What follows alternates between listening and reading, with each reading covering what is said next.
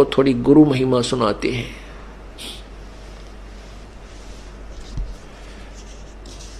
पुण्यात्माओं, आप प्रतिदिन पढ़ते हो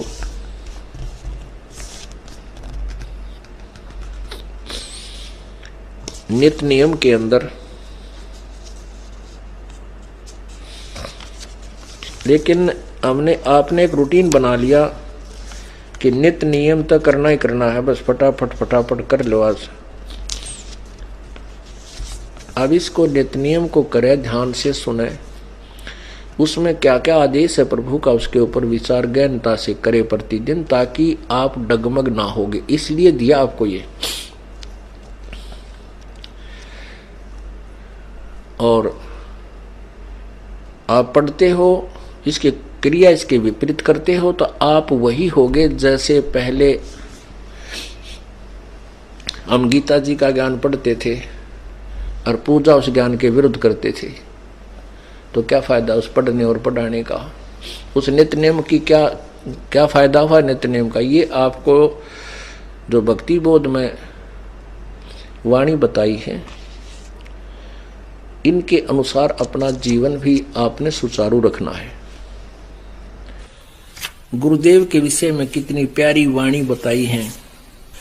आप प्रतिदिन नित्य नियम करते हो, नित्य नियम सुबह वाले, और उसको आप केवल एक गीता वाले पाठ की तरह खींच देते हो, क्योंकि हमने सीडी पर रखी है, वो कैसेट पर रखी है, आप जी उसको सुनते हो, उसी के आधार से आपकी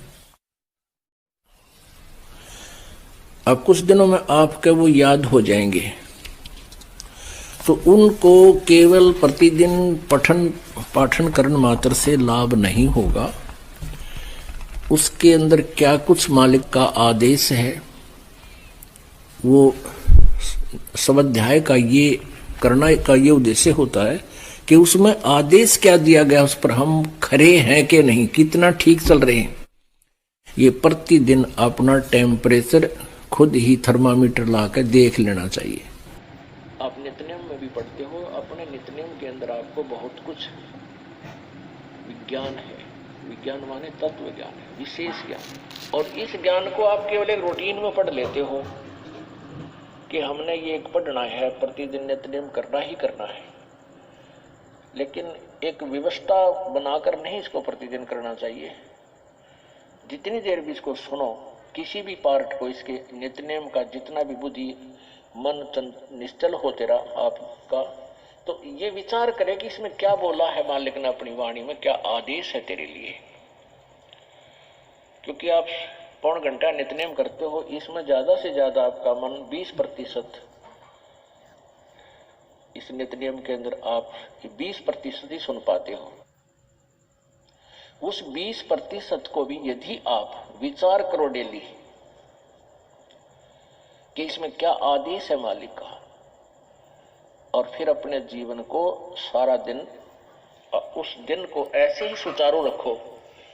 क्योंकि आपको घर से निकलने से पहले ये पढ़ा इसलिए जाता है कि आपके साथ रास्ते में कोई निकम्मा भी टकराओगा, कोई गाली देने हो सकता, ये नहीं करना चाहिए था, ऐसा हो गया, फलान हो गया। कहते वो पतिव्रता यानी वो भक्त नहीं है।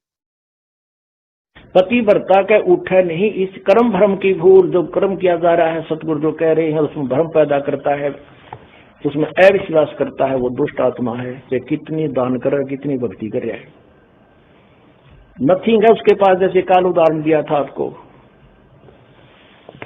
भगवान की किसी भी क्रिया में हमें विश्वास नहीं होना।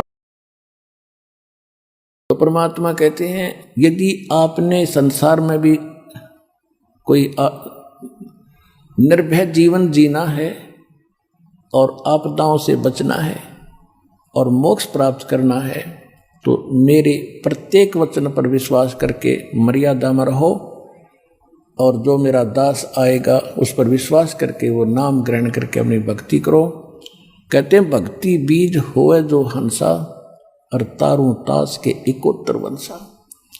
जो आज इस दास से नाम लेंगे उनकी 101 पीढ़ी पार होएगी, 101 पीढ़ी, ये भगवान ने बोला।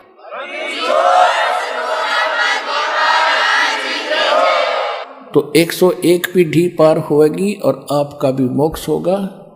और जिन पितरों के आप श्राद्ध श्रूद्ध कढ़ा कर दुखी हो रहे हो, आप भी नरक में जाने की तैयारी कर रहे थे, वो आपके पितर भी दोबारा मनुष्य जीवन प्राप्त करके आपके घरों में आके और वो मोक्ष प्राप्ति कर जाएंगे। ये सत्कर्मा।